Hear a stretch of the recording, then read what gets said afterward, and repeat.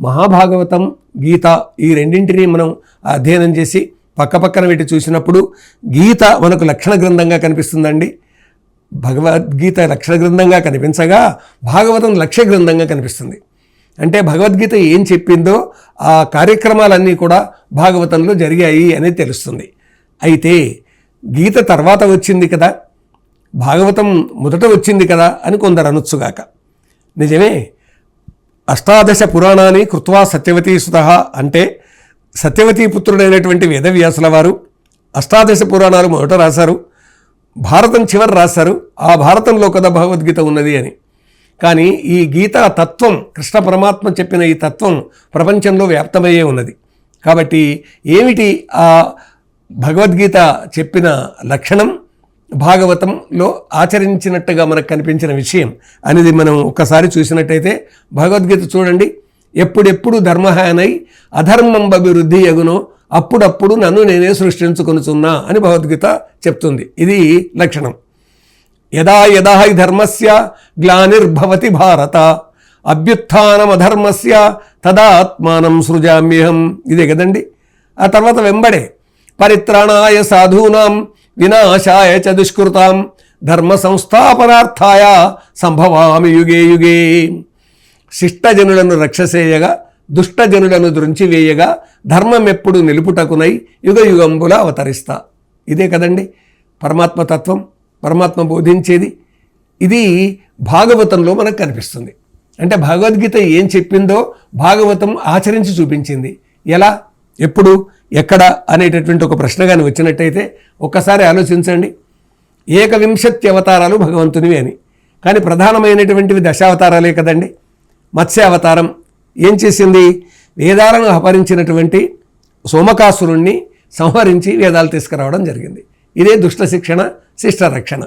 ఆ వేద జ్ఞానం మనకు అందింది కాబట్టి ఆ వేదాల్లో ఉన్నటువంటి విషయాలు అద్భుతంగా మనకు అందరం ఒక్కటి, కర్మ చేయండి, ఉపాసన చేయండి అనేటటువంటి అనేక అంశాలు, సంగచ్చద్వం సంవదద్వం సమ్మోమనాంశ జానతాం అని, కలిసి కూర్చుందాం, కలిసి నడుద్దాం, కలిసి ఆలోచిద్దాం, కలిసి జీవిద్దాం. ఇప్పుడు నేను చెప్పిన దానికి ఇది అర్థం. ఇది వేద మంత్రం, ఋగ్వేదంలోని మంత్రం.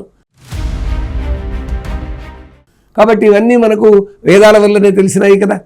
కాబట్టి ఆ వేదాలను రక్షించి తెచ్చినటువంటి మత్స్యమూర్తి మనకు ధర్మరక్షకుడు.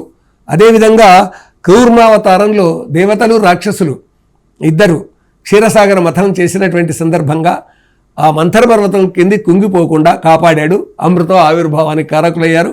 ఆ అమృతం దేవతలకు పంచిపెట్టారు ఆయన జగన్మోహిని అవతారంలో. కాబట్టి ఇక్కడ ఆలోచించండి, ఇక్కడ కూడా రక్షణ ఉంది, శిక్షణ ఉంది. రక్షించడం, శిక్షించడం అనే రెండు ఉన్నాయి.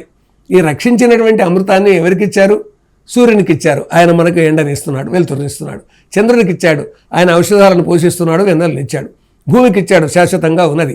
కాబట్టి పృథ్వీ తేజో వాయువు ఆకాశాలనే పంచభూతాలు కూడా ఆ అమృతాన్ని స్వీకరించాయి. కాబట్టి ఇవాళ మనం ఇంత ఆనందంగా ఉన్నాం. లేకుంటే ఈ దుకాన్ మకాన్ కట్టుకునే వాళ్ళమా? ఈ విధంగా మనం జీవించేటటువంటి వాళ్ళమా? కాబట్టి శాశ్వతంగా ఉండేటటువంటివి ఏవైతే ఉన్నాయో అవి అమృతాన్ని స్వీకరించాయి, అవే దివ్యమైనవని మనం అన్నాం.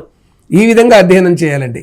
కాబట్టి కూర్మ అవతారంలో ఆ విధంగా రక్షణ చేశాడు. వరాహ అవతారంలో స్వామి వరాహమూర్తి అయి వచ్చి ఈ భూమినంతా తనదే అనేటటువంటి విధంగా వివరిస్తున్న హిరణ్యాక్షుడిని సంవరించి ఈ భూమి మనకిచ్చాడు. కాబట్టి ఈ భూమి మీద మనం ఈ నగరాలు కట్టుకున్నాం, ఈ రకంగా జీవనం కొనసాగిస్తున్నాం, వ్యవసాయం చేస్తున్నాం, వ్యాపారం చేస్తున్నాం. బతుకు తెరువు కొరకు ఆధారభూతమైనటువంటి ఈ భూమిని కాపాడుకోవాలి అనే జ్ఞానాన్ని మనకు అందించింది వరాహమూర్తి. ఆ తర్వాత నారసింహ అవతారంలో నరసింహమూర్తి అవతరించి ప్రహ్లాదుని కాపాడాడు. తన యందు అఖిల భూతములందు నొకభంగి సమహితత్వంబున జరుపువాడు అంత గొప్ప ప్రహ్లాదుని కాపాడాడు. అనేక కష్టాలు తండ్రి పెట్టగా ప్రహ్లాదుని కాపాడి ఆ ప్రహ్లాదునికి రాజ్యాధికారం అందించాడు. ఆ తర్వాత వామన అవతారంలో బలిచక్రవర్తి దేవతల యొక్క భూమిని లాక్కుంటే, అమరావతిని లాక్కుంటే ఆ బలిచక్రవర్తిని శిక్షించాడు. కాబట్టి శిక్షణ రక్షణ అనేటటువంటిది జరుగుతుంది అని, జరగాలి అని, ఆ జరిగేట్టుగా నేను చేస్తాను అని భగవద్గీత బోధిస్తే దానికి మనకు పరమ ముఖ్యంగా ఆధారాలు కనిపిస్తున్నవి ఎక్కడ అంటే భాగవతంలో. తర్వాత పరశురామ అవతారంలో భార్గవరాముడు 21 పర్యాయాలు దేశమంతా తిరిగి పరిపాలకులు సరిగ్గా లేకుంటే వాళ్ళను శిక్షించి పరిపాలన సుభిక్షంగా ఉండేట్టుగా చేశాడు కదండి. ఇదే కథ కదా మనం అక్కడ తెలుసుకునేది. ఆ తర్వాత శ్రీరామ అవతారంలో ఈ హిరణ్యాక్షులు మొదలైనటువంటి అవతారాల నుంచి వచ్చేసిన రావణ కుంభకర్ణులు ఈ అవతారంలో రామావతారంలో కనిపిస్తారు. కాబట్టి కుంభకర్ణుని రావణాసురుణ్ణి సంహరించడం, సీతమ్మ వారిని కాపాడడం, రామరాజ్య పరిపాలన ఇలా ఉంటుందని చూపించడం మనం చూసామండి. తర్వాత బలరామ అవతారంలో ఆదిశేషు రూపమే బలరామునిగా అవతరించిందని చెప్పినా కానీ ఈ అవతారంగా మనకు అవతారాల్లో కనిపిస్తూ వచ్చింది. ఆ రాక్షసుల సంహారంలో కృష్ణునికి తోడ్పడ్డాడు. అంతేకాకుండా వ్యవసాయదారులు బాగా వికసించడానికి దోహదం చేసి నాగలిని భుజాన వేసుకొని ప్రపంచానికి సందేశం అందించాడు. ఆ తర్వాత శ్రీకృష్ణ అవతారం, పిల్లల్లో పిల్లవాడు, పెద్దల్లో పెద్దవాడు, అంత గీతామృతాన్ని పంచిపెట్టి ప్రేమామృతాన్ని ఇచ్చాడు. ఆ మురళీగానం ద్వారా ప్రేమామృతాన్ని పంచిపెట్టాడు. భగవద్గీతామృతం ద్వారా శక్తితో నిలబడండి, ముందుకు సాగండి అని అన్నాడు శ్రీకృష్ణ పరమాత్మ. ఆ తర్వాత బుద్ధావతారంలో బుద్ధుడుగా, అంటే పురాణంలో కనిపించే బుద్ధుని యొక్క కథ ప్రకారంగా మనం అధ్యయనం చేసినట్టయితే త్రిపురాసురులను సంహరించడానికి శివుడు బయలుదేరినప్పుడు ఆ శివునికి సహకరిస్తాడు. ఆ విధంగా త్రిపుర రాక్షసుల్ని శివుడు సంహరించడానికి బుద్ధుని యొక్క అవతారం దోహదం చేస్తుంది. ఇక రాబోయే కలికి అవతారంలో ఈ మానవ లోకంలో చెడు ఉండకూడదు, మంచే ఉండాలి, ఈ మానవులందరూ కూడా దివ్య మానవులు కావాలి అనేటటువంటి ఒక దివ్యమైనటువంటి అవతారం వస్తుంది అనేటటువంటి ఆశావాదంతో మనం జీవిస్తూ ఉన్నాం. అందువల్ల భగవద్గీత ఏం చెప్పిందో భాగవతంలో చేసి చూపించింది అనేది చెప్పుకోవాలి. ఇప్పుడు అంటే అది లక్షణ గ్రంథం, ఇది లక్ష్య గ్రంథంగా. అంతేకాదండి, భక్తుల్ని కాపాడినటువంటి ఘట్టాలు భాగవతంలో మనకు ఎన్ని కనిపిస్తాయి? ఒక ప్రహ్లాదుడు, ఒక అంబరీషుడు, ఒక అజామిలుడు, ఒక కుచేలుడు. చూడండి, కృష్ణ పరమాత్మ ఏ స్థాయిలో ఉన్నాడు. ఆ స్థాయిలో ఉన్నటువంటి కృష్ణ పరమాత్మను చూడడానికి కుచేలుడు వస్తే అతన్ని తన సరసన కూర్చోబెట్టుకొని అతనికి సేవలు చేశాడు, పాదాలు కూడా కడిగాడు. కాబట్టి స్నేహ ధర్మం ఏమిటి అనేటటువంటి ప్రశ్న వచ్చినప్పుడు కుబేరుడు కుచేలుడు స్నేహంలో ఇద్దరు సమానులే అని ఇంత గొప్ప తత్వం చెప్తున్నది. అంతేకాదండి, గజేంద్రుడు చిక్కుల్లో పడినటువంటి సందర్భంగా బలం ఉన్నటువంటి ఆ మకరాన్ని సంహరించి గజేంద్రుడిని కాపాడాడు.